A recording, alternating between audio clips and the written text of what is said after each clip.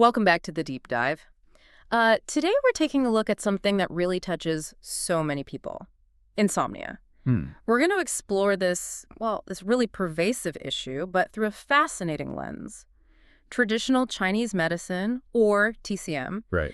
and then we'll connect that ancient wisdom with some pretty compelling recent research. Our sources are a mix, clinical studies and deep dives into TCM itself. It's so crucial we dig into this because insomnia, it's not just, a minor thing making mornings groggy. Not at all. It's a huge global health challenge. Critical. We're talking over 1/10 of the world's population affected.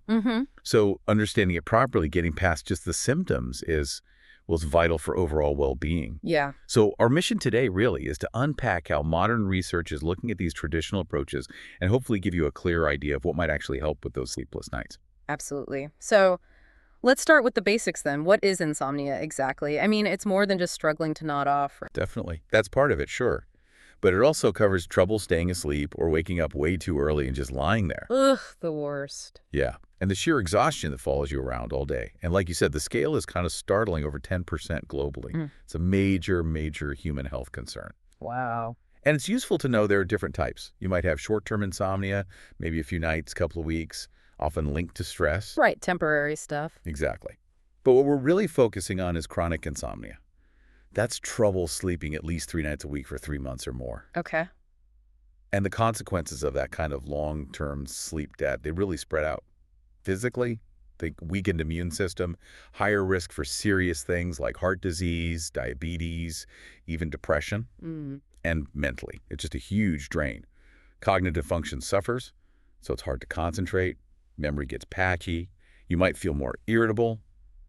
It can even strain relationships. It really does cast a shadow over everything, doesn't it? So what's causing it? It sounds like it could be almost anything. It's incredibly varied. Sometimes it's, general decline in quality of life or environmental stuff, noise, maybe crowded living. Makes sense. Then there are underlying physical illnesses. Yeah. Chronic pain is a big one, but also heart issues, breathing problems, digestive troubles, urinary issues. So physical health is key. Absolutely. And mental health, of course. Yeah. Depression, anxiety, huge drivers. Plus, those maybe more subtle things, hormonal shifts, getting older, Right. and that really frustrating cycle of trying too hard to sleep, which just backfires. Oh, yeah. The paradoxical effort. Been there. This is where TCM, traditional Chinese medicine, offers such a different and really insightful perspective. Okay. See, in TCM, insomnia isn't usually seen as this standalone disease you just target. It's viewed more as a symptom, a sign A sign of what? of deeper imbalances in the body's energy systems. The key concepts are yin and yang. Yin is cool, dark, rest, quiet. Yang is warm, bright, activity, outward energy. Okay, the classic balance. Exactly. And then there's qi, your vital life force, and blood, which means nourishment in a broader sense. From a TCM view, sleep needs that smooth shift towards yin energy at night. So if you can't sleep, It often points to maybe too much yang or not enough yin, or maybe the qi flow is just stuck or disrupted somehow. this is where it gets really interesting for me, the TCM organ clock. Can you explain that? Yes, it's a fascinating concept. The idea is that if you consistently wake up around the same time each night, it might signal an imbalance in a specific organ system, according to TCM's understanding of energy flow. Like your body's own little alarm clock telling you something's off. Precisely. So for example, if you find yourself wide awake between, say, 11 p.m. and 1 a.m., Yeah. TCM links that time to the gallbladder. Physically, that can relate to indigestion, maybe headaches, Yeah. trouble processing fats. Emotionally, maybe bitterness, resentment, feeling indecisive. Wow. Okay, what about later, say 1 a.m. to 3 a.m.? I know a lot of people mention that window. That's the liver's time. Waking then is often linked to physical tension, feeling irritable, maybe digestive issues. Emotionally, it often points towards unresolved anger, frustration, stress, what TCM calls liver Qi stagnation. Basically, energy getting stuck, which can create heat. Stagnation heat. Interesting. And then 3 a.m. to 5 a.m. That window belongs to the lungs. Waking then might connect to breathing issues, maybe a cough, even skin problems. Emotionally, TCM suggests it could relate to unresolved grief or sadness, things being held in. And the last one, 5 a.m. to 7 a.m., just before the alarm clock. That's the large intestine. Physically, maybe constipation, bloating, skin stuff again. Emotionally, it might suggest feeling, stuck, unable to let go of something, whether physical or emotional. It's a really intuitive system when you lay it out like that. It is. And TCM dives deeper into how these organ systems relate to sleep. The liver, for instance, often called the master of flow. Stress, anger, frustration. They can cause that liver qi stagnation we mentioned, like an energy traffic jam. This stagnation can generate heat that rises upwards, disturbs the heart, which TCM sees as housing the mind, or Shen, and boom. Difficulty falling asleep, waking between 1 and 3 a.m., irritability, raising thoughts. Okay. And even a deficiency in Liver Qi, the cooling, moistening aspect, can cause issues, maybe making you more irritable or timid, and it might even affect how your body clears sleep hormones like melatonin and cortisol. And you mentioned the heart housing the Shen, or mind. How does that play into insomnia? The heart is seen as the emperor, ruling the mind, the spirit, consciousness, the Shen. It needs good nourishment, specifically stable blood supply in TCM terms. Makes sense. If there's a heart blood deficiency, the Shen gets restless. Think of it like being easily startled, having lots of vivid dreams, waking up frequently. It's like the mind can't anchor itself. Right. And then there's heart heat, or fire. This can mess with blood circulation to the brain, potentially ramp up the HPA axis, our modern stress response system leading to that restless mind, dream-disturbed sleep, maybe night sweats. It's almost like they understood the stress response system way back then. It feels that way sometimes, doesn't it? Then we have the kidneys. They're considered the root of life, the source of our fundamental yin energy. Okay. Chronic stress, just pushing yourself too hard, or even just aging, can weaken kidney yin. This can lead to what's called deficiency heat. Deficiency heat. So not like a fever? No, it's internal. It feels like night sweats, hot flashes, maybe a dry mouth, and that awful feeling of being wired but tired. Restless yet exhausted. I think many people can relate to that. Definitely. Kidney yang deficiency, on the other hand, might cause more trouble staying asleep or falling back asleep if you wake up. And other kidney yin deficiency signs can include things like dizziness, tinnitus, sore lower back or knees, forgetfulness. It sounds quite systemic. You also mentioned heart and kidney disharmony.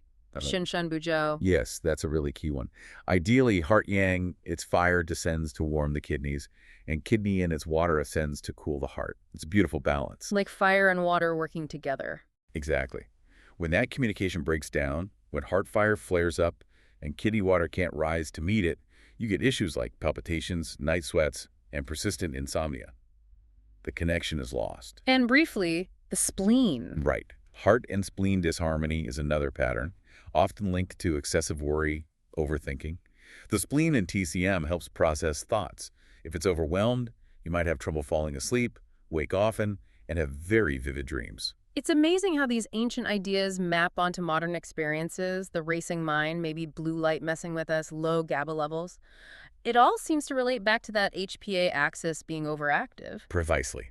TCM provides this framework for understanding why that system might be out of whack, and importantly, suggests ways to gently guide it back towards balance, towards sleep. So the treatment isn't just about masking the not sleeping part. Not at all. It's about restoring the underlying harmony, calming the Shen, soothing that agitated liver, nourishing the heart blood, strengthening the kidney energy, tackling the root cause. Okay, so it's a holistic approach. What are the main tools TCM uses? Well, acupuncture and acupressure are probably the best known. They involve stimulating specific points along those energy pathways, the meridians, to regulate qi and blood flow. Right. Then there's herbal medicine, which is incredibly personalized.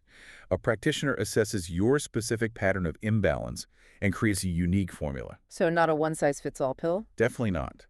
Some herbs, like Swanzhao Ren, that's sour jujube seed, are famous for calming the Shen.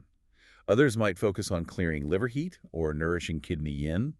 There are formulas like Sleep Ease, K&H, specifically for that heart-kidney disharmony we talked about. Sleep Ease. What's in that typically? It often contains herbs like gold thread rhizome and white peony root to clear heat and enrich blood, maybe oyster shell for its calming effect, often bound with pure honey. The goal is harmonizing that heart-kidney connection, calming the mind, reducing those restless or fearful dreams. And beyond needles and herbs, what about lifestyle? That seems huge in TCM. Absolutely crucial and empowering because it's things you can do. Creating that sleep sanctuary is step one. Quiet, dark, cool bedroom. Basic sleep hygiene, really. Yes, but TCM emphasizes consistency too. Same bedtime, same wake-up time, even weekends if possible. And limit naps to short ones, before 3 p.m. Got it. What about food? TCM has specific dietary advice for sleep, right? Oh, definitely. It's about choosing foods that calm and balance. So things to avoid, especially near bedtime. Heavy, greasy, spicy, fried foods. Yeah. Anything that taxes digestion. Makes sense. Cut caffeine at least 8 hours before bed. Limit alcohol, nicotine. They wreck sleep quality. Yeah. Also, watch out for ice cream, preserved foods, really sour things like vinegar or lots of citrus, fermented foods, chocolate, and too much salt. They can be agitating. Okay, so basically avoid the late-night junk food binge. What should we eat then? Think lighter meals, lots of gentle veggies and fruits. Foods that nourish yin help you cool and relax. Things like black beans, goji berries, spinach. Nice. For smooth qi flow, gentle warming things like ginger, turmeric, a bit of lemon. To nourish blood, red dates are classic, more black beans. And for the kidneys, TCM loves black foods. Black foods. Yeah. Black sesame seeds, black fungus, woodier mushrooms, silky chicken, which has black skin and bones, mulberries, walnuts, cashews, chestnuts. They're seen as deeply nourishing for kidney energy. That's fascinating. Any specific teas? Yes, herbal teas are great. You've got your general calmers like chamomile, lavender, passion flower. Sure. More specific TCM blends might include mulberry and goji berry tea, good for kidney yin, liver health, eyes, but maybe not if you have diabetes or a weak digestion. Good caveat. Or red dates, longan, and goji berry tea. That one's more warming for the kidneys, good for circulation, nourishing yin and blood. Great if you have cold hands and feet. Again, maybe go easy if you have sluggish digestion. Okay. And the golden rule, try not to eat for at least 2.5 hours before bed. Give your system time to wind down. Right. Diet covered. What about mind-body stuff? Essential. Absolutely essential. Practices like meditation, deep breathing, gentle yoga, tai chi, qigong. They're fantastic for reducing stress, promoting relaxation, and getting that qi flowing smoothly. Makes total sense. And other simple things help too. Avoiding stimulating screens and activities before bed, we all know that one. Keeping your feet and lower legs warm can actually help draw energy downwards, promoting sleep. Getting some sunlight during the day helps your body clock. And even a simple foot soak with maybe some mugwort leaves and ginger can be wonderfully relaxing. It's such a comprehensive, common sense approach when you break it down. But the big question, does the science back this up? You mentioned recent research. Yes, that's the crucial bridge, isn't it? And there is research. Specifically, a systematic review and meta-analysis published in late 2022 in the Journal of Innovations in Medical Research. Okay, meta-analysis. So pooling data from multiple studies. Exactly. Their goal was clear. Provide solid evidence-based medicine on how effective acupuncture and Chinese herbal medicine, they called it acupuncture and CHM, are for insomnia, especially compared to standard Western medicine treatments. How did they go about it? What studies did they look at? They searched 7 major databases for studies published up to October 2022. They ended up including 7 high-quality studies involving a total of 734 patients. And the setup? Pretty straightforward comparison. The trial groups got the acupuncture and CHM interventions. The control groups received standard Western meds, things like astazolam, diazepam, other common hypnotics. Okay, the moment of truth. What did the combined results show? Did TCM hold up against the pills? Well, the results were pretty striking. The meta-analysis found that the acupuncture and CHM group had a statistically significant higher effective rate compared to the Western medicine group. Higher? How much higher? The relative risk was calculated at 1.22. With the confidence interval and p-value are 1.22, 95 per CI, 1.07, 1.38, p.00003, it strongly suggests this wasn't a fluke. Basically, the TCM approach was about 22% more effective in these combined studies. Wow, 22% more effective. That's significant, not just marginal. Exactly. It's a strong statistical signal suggesting a real difference in effectiveness for treating insomnia symptoms. That's really powerful data for anyone considering their options. Were there any limitations mentioned or things to keep in mind? Sure. As with many studies like this, while the studies used randomization, which is good, some lacked blinding, meaning people knew which treatment they were getting. That can sometimes introduce bias. Hard to do a placebo acupuncture needle sometimes. Precisely. But they did perform checks for publication bias using something called a funnel plot analysis, and the results suggested the findings were pretty robust and reliable despite that potential limitation. So the overall conclusion was? The study concluded that it provides strong evidence supporting acupuncture and Chinese herbal medicine as effective therapies for insomnia, extending the options beyond just conventional treatments. It offers a solid, evidence-backed alternative or complementary approach. Wow. What an incredible journey today. From understanding just how widespread insomnia is to exploring TCM's really nuanced view of root causes through things like yin-yang and the organ clock.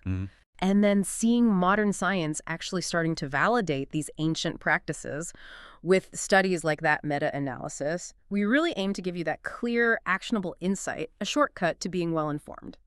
Absolutely. And it leaves us with a pretty big thought, doesn't it? Yeah. Given how many people suffer from insomnia and the potential downsides of relying solely on pharmaceuticals, Yeah. how might embracing a more holistic approach, like TCM offers, actually start to shift how we think about healthcare overall? Not just for sleep, but for well-being in general. How could it change the paradigm? That's a really powerful question to ponder. Thank you so much for joining us on this deep dive today. We genuinely hope this information empowers you, maybe helps you explore new avenues for your own health, and perhaps helps you find that restful sleep. Until next time, take care.